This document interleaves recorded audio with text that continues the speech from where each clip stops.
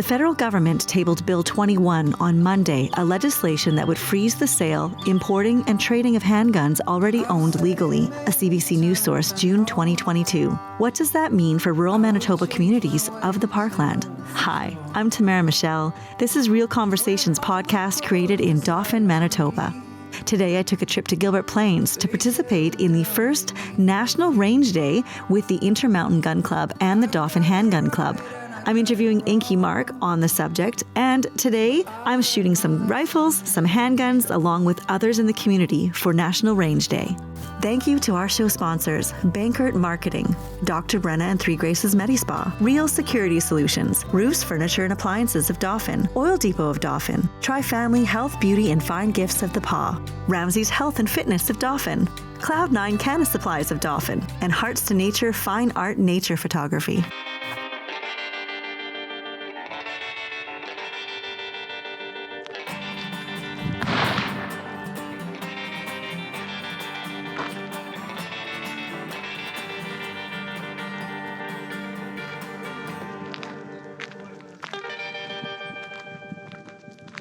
Hi there, how are you? Good. Good. Hi, I'm Tamara Michèle. Oh, okay.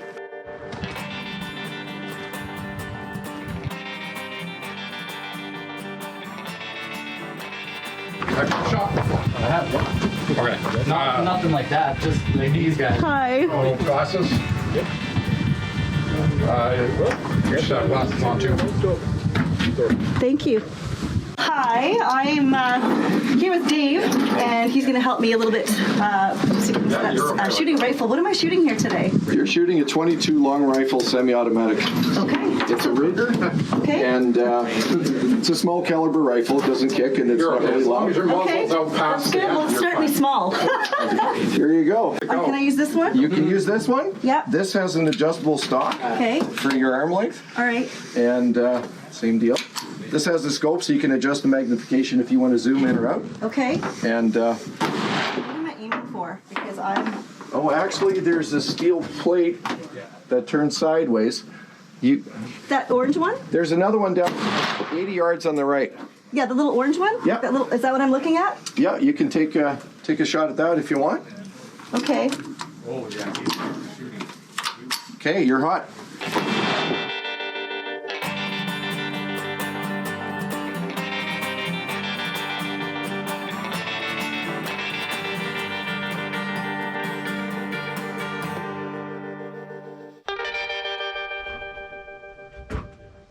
You want that, Tam? Alright. And she hits it on her first shot. There you go. That's okay?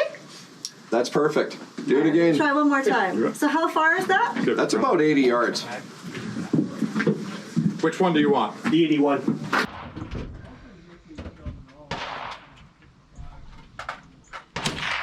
So that just goes in there, push it down. Push down. Like that? Okay, we'll start with one. Yep. Yeah. I agree. So it's just like the other one. You push it forward and push it down. Okay. You're ready to go. Keep your finger off the trigger until you get it. Okay. Is that okay? I'm just going to move that over. I'm not tripping on anything. All right. I'll be great. Thank you. I appreciate that. Lordy. Okay, so what is this I'm shooting? Right, you want it up here, right on your shoulder there. That is a Russian Mosin Nagant. And what am I aiming for? The orange plate? Yep. Does it And even push go your shoulder into it. And whenever you're ready. All right. This is good?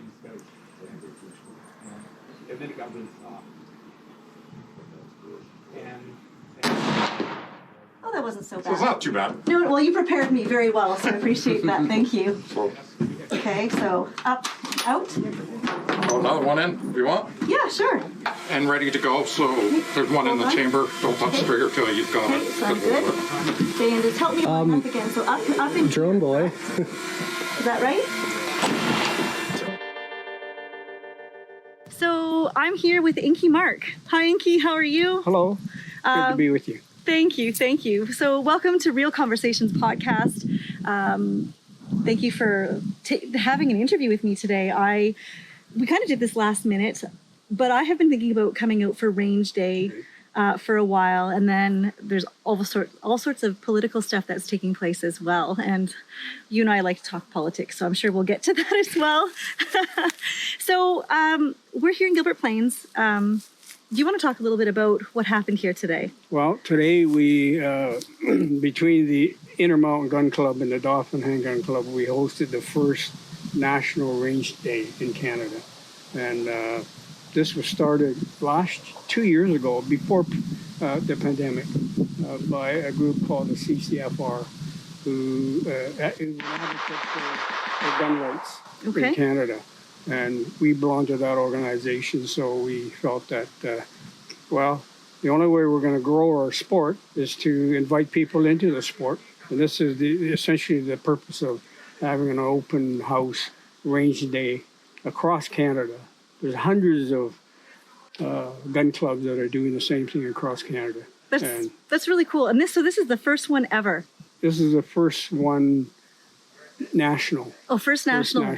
Okay. Yeah. I see. So hopefully every year from here on, first Saturday of June will be designated as National Range Day. Okay.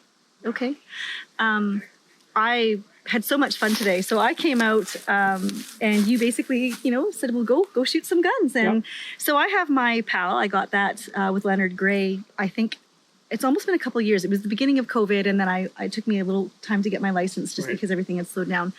I do have my possessions and acquisitions license. And after today, regardless of what's going on in the news and regardless of what's going on politically, just federally, I'll say federally, because we all know about the announcement with Trudeau earlier this week about wanting to ban all handguns and ammunition or people's ability to even... Yeah, basically it's a knee-jerk reaction by Trudeau because of the American Texas school shooting.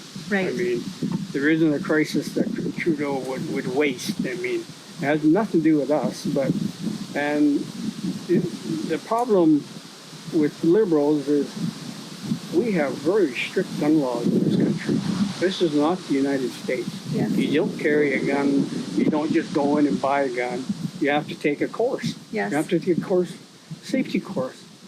Then you have to get a background check. I mean, there's so many hoops that Canadians have to jump through before you can even buy a long gun, never mind a short one, a handgun. Yes. And I mean, over 82% of the guns that are used in crime in Toronto, they all come from the States. Mm-hmm. All over the country. They're all imported. They're all illegally, yes. All illegal firearms. In fact, I just watched, and this is a bit of a sidebar, but I just was watching, I just have to think about this. It was the Toronto Sun. It was online, and they were doing a story on it in the inner city of Toronto, and spoke to somebody that's in the inner city, somebody who's, I can't recall his name, but he basically said the same thing. And he was from Toronto and said, in his thoughts, he said it wasn't enough in the aspect that it's not going to affect crime at all. And that's basically what he said. The writer Lily from the interviewed I think about 14 administrators from police forces, either currently working or retired detectives. They all say the same thing. It will have no effect on crime because you're targeting the lawful gun owner. And it's not the lawful gun owner that's committing crime with guns or long guns or short guns. It's the criminal. Correct. And they don't do anything with the criminal use of firearms. They just slap them on the wrist and let them go. Until that changes, nothing's going to change. Yeah. Well, I know I did a recent Facebook post basically speaking to that myself, and the fact that, they do this in one hand, and then the other hand, a Supreme Court judge just lessened the sentence of a man who killed 16 people in that mosque shooting in Quebec. Yeah. So what does that say to criminals? That there's no accountability for taking lives, right? It's zero. The Supreme Court ruled 2 weeks ago that the man who killed his wife, he was under meth, and they say that it's not his fault. He was under meth. Well, the old days, we say the same. I believe it was in the 90s when the Supreme Court made a rule that if you're drunk, you have to You're still accountable. You have Absolutely. to be accountable. You just can't get drunk and kill somebody and say, well, it wasn't me, I was inebriated. But unfortunately, that's what's happened. Supreme Court has just kind of diluted itself. I mean, it's just ridiculous. Yeah. Absolutely ridiculous. Yeah. Well, I guess we'll get back to the gun range conversation, but you know what? I think that was going to make its way into the show today regardless. Part of the reason that I made sure to come out today and get a hold of you was I knew range day was coming, and I was thinking about coming out here and maybe going to Ethelbert. I don't think I'm going to make Ethelbert today because I think they're done at 5. They're done, yeah. Yeah, and we went much later here. So first of all, what a safe environment to be in. Oh.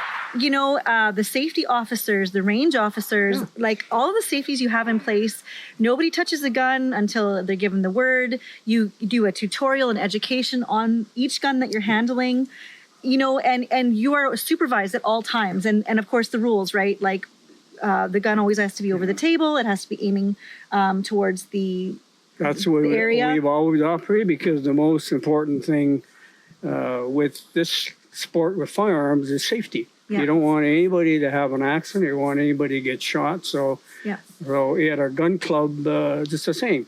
All the guns are, you know, they're inert objects, and no one touches them unless you're told to go ahead and handle the firearm. Just like at the outdoor range here.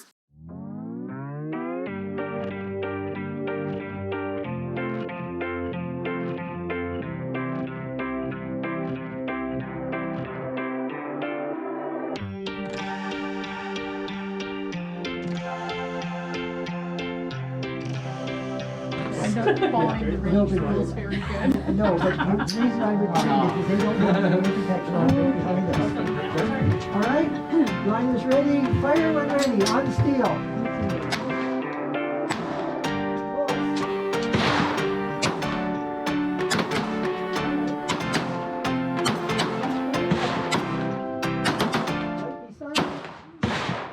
There you go. There you go. There you go. Right beside it. Excellent. That's where it's been, and it's safe, and everybody's having fun. And it doesn't matter how old you are, little kids from 5, 6 years old up to 60, 70-year-olds, we treat them the same way. Yeah. Safety is number one. You don't just have you or one other person. I mean, there's many people that are here and part of your gun club that are very, very educated. Yeah. They educate you before you touch anything. So I had so much fun. I hit my targets. I pinged the metal, great. you know, and that was just with the 22. I wasn't as successful with the 40 handgun, but all different guns, even larger guns that I would have been totally terrified to shoot with the proper tutelage of the people that know, you know, how to hold the gun properly, how to put it into your shoulder, how to grip the gun, all the safeties that are put in place, you know, where your finger goes, you know, until you're allowed to put your finger on the trigger, this is where your finger goes. Like, you know, I just think it's so interesting if you could, I call it decoding, you know, anytime you don't understand or know about something, it can be scary to you, right? Wildlife can be scary to you. Driving on the highway can be scary to you, And right? I think that's the problem with firearms, generally speaking. Everyone relates to the firearm through violent things they see on TV and movies, and they don't see it as, because this society today is really not a hunting society like the old one, and most people that live in urban centers have no experience with firearms. Right. They're only knowledgeable firearms with the violence they see on TV, Yes. and it's on the news every day. Somebody's getting shot, somebody's getting killed, and they deem the item as being dangerous. Well, it's no more dangerous than the hammer that you have. It's about intention. It's all about what you do with that article. Yeah. And I think it's interesting because I was out a couple weeks ago with Farmer John. We were driving around his land, and we took a gun with us because we were going to be out in wild open. Yeah. And I was stepping over an active badger hole, and he's like, you better step away from there because, you know, like, and so I thought about that, like how dangerous it would be for rural people, farmers, even small town communities where we get bears and we get, you know, there's cougars in Manitoba. You know, never mind across Canada, there's grizzlies in some places in Canada. What are we to do as more rural livers or people that live in the rural areas of Canada without that safety? Well, even with all the regulations, they still advise people that are going into the mountains camping, they should carry a firearm of some kind. Yeah. And most of the time they tell them you should carry a shotgun Yeah. because you just do not know. Yeah. And, you know, every year we have probably half a dozen people killed by wildlife every summer. Just black bears alone in this province. And I mean, you know, anybody who lives here, and we probably don't have to tell anyone who lives here because this show is basically for the Parkland. Yeah. We do know about the dangers of wildlife Yes, and we how do. to stay away from bears and bears with their cubs, springtime, you know, moose in rutting season. Like Exactly. you run into elk or whatever, Elk, you yeah. back away. And you know, Yeah. so yeah, I think it's really interesting as far as what people perceive and what we know as rural dwellers. Right. And that's a big divide between rural and urban. You know, the rural culture, the firearm is part of the rural culture. Always has been. Yeah. Whether it's a tool, like a farmer, you know, rodent control, or safety. It's not far from here. Actually, a neighbor of mine told me that on the farm last spring he had black bears come trying to break into his house. Yeah. He Well, said, I'm glad I had a gun yeah. just to scare them off. Yeah, and you don't know what they smell. Grease, No, food, you know. anything, Yeah, anything like that. Absolutely. So I guess, and this is a sidebar, but it's something that I always think about. So we know the prices of food are going up. We know that we're dealing with inflation and the price of gas, and we're all being pinched. Everyone is being financially pinched, and I know they're saying it's 6.8%, but I mean, realistically, it's closer to like 30. If they actually, it's about 30. yeah, it's about. I mean, anybody who actually takes their earnings and buys groceries and puts gas in the car and does the same thing they've always done, we are all short. And I mean, I'm not on a set income, so I'm always worried about our elderly, you know, people that struggle financially to begin with, the vulnerable. How more apt do you think people are going to be to returning to hunting? Because that's meat that you can put in your freezer and feed your family with. Well, I think even through the pandemic, a lot of people have gone out fishing, you know, to keep busy, and also a source of food. And now people are returning to gardening because they know that it's going to help a little bit, you know. Absolutely. I know I'm putting in raspberries next week. And I think the same thing for those who are able to hunt and still hunt. That's a good source of protein. And a clean source of protein, Well, and a you know, healthy source of protein. You know, 100 years ago, the people that lived in this area, they all hunted. Yeah. Put food on their table. They all did. Yeah. Legally or illegally. Yeah. I mean, that's the way life was in the pioneer days. Yeah. So Because there's it was no big survival. deal. It was survival. It's all about survival. Yeah, for And sure. maybe we're going to end up back that way because now you see a lot of prepping going on, eh? Yeah. All over the world. Yeah. Well, Even because we Europe. have to start planning. Yeah. You know, it's like our grandparents who would can and they would can meat and they would have their own chickens, and you know, because if you don't have to pay for that at the grocery store, you can have your own chickens and have your own eggs and milk your own cows. Yeah. You know, those are, you know, you can buy a cow and that's a food source as long as you're around. You might not be able to go to Cuba and you might not, because you can't leave your cow. But I mean, that might be something that people are starting to think about, more of the homesteading idea. And it makes me wonder too, do you not think that it would make sense, maybe as a community, and I know that it's always hard to find leadership for these sorts of things, but maybe to go back to, you know, so I know you get your, when you get your unrestricted license, they teach you, you know, about an animal and how to hunt and how to, you know, harvest the meat and all the things that you have to do for safety, for food safety. So it would make sense that you almost grandfather or you get connected with other hunters if you're going to be hunting for the first time, and you know, maybe a course being provided even locally by people who know what they're doing, who've been hunting for a lifetime, that can share.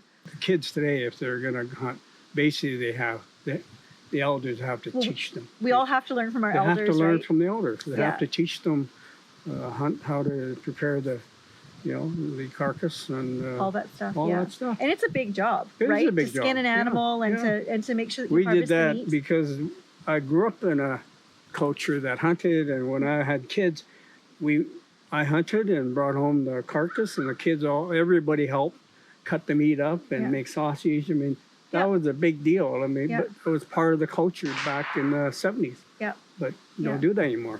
Well, and you know what? No. Like we're talking about, we may be going back to that and having, you know, the grandparents and the parents and the kids all getting together and you prepare an animal and share it, right? Yeah. So yeah, I think that the way things are going, it doesn't look like inflation's going anywhere for a while. And, it's sort of like this, hope for the best, prepare for the worst. I'm surprised even in Europe, the Germans actually advised their population to start prepping. Yeah. The Norwegians, the Northern Europeans, they're all that way. Yeah. But those people are always been prepared because they've had wars in the past. That's the difference. Yeah. We've never had wars. We've never Not had on hunger. our soil. No. So we We're a really land of don't plenty. know how bad things can get. Well, those people there, look at the people in Ukraine now. Right? They know how bad it is. Yeah. Yeah.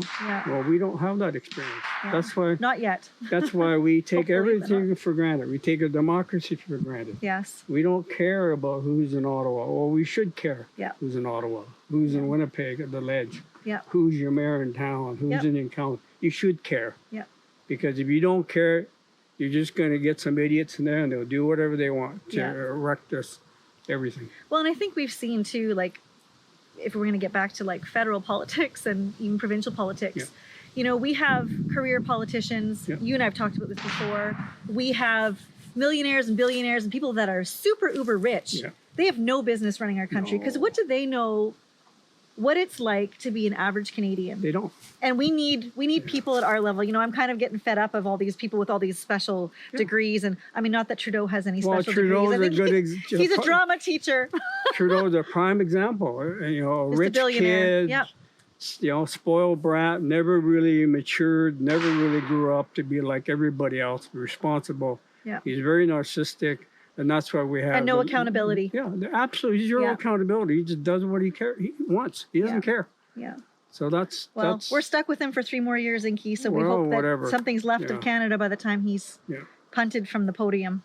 Well, they said, and there's so many examples, if you want the famous to govern, you're going to get a dud. Doesn't matter which country they come from. Yeah. It's always the same. Yeah. You have to have experience. You have to be the caring type of people that care about your country, care about the people, not just... And people that can handle fame. Not just because not everybody can, right? A lot of people are they get elevated and think they're superhuman and better than everyone else. That's what happens. Yeah. That's what they all end up. The arrogance is just stinky. No end. Yeah. They think they're better than you. Well, they're not better than anybody. I mean, we all end up the same place. Yeah, absolutely. I agree. And for those that aren't aware, with Inky, you were an MP for a decade. Is that right? Actually, about 11 years. 11 years. Oh, no, 13 years. So 13 years. I keep making member of Parliament for our community. So you have a lot of political experience when it comes to knowing how the world works and how it's changed. Because that was from 2000 to 2000. When I was there, changed to today. Yeah. When I was there, you would never experience the crap that's going on there today. Yeah. The line that's happening at federal level. The lack of accountability. Just unbelievable. Yeah. No accountability and the fact at all. that even when they break laws and they do things that are unethical, there's no recompense. There's nothing. They don't get robbed of their title. They just deny. But yet they'll kick people to the curb for smaller things if they're in a lesser role. Yeah. So. Well, Inky, anything else you want to say in closing regarding Range Day and?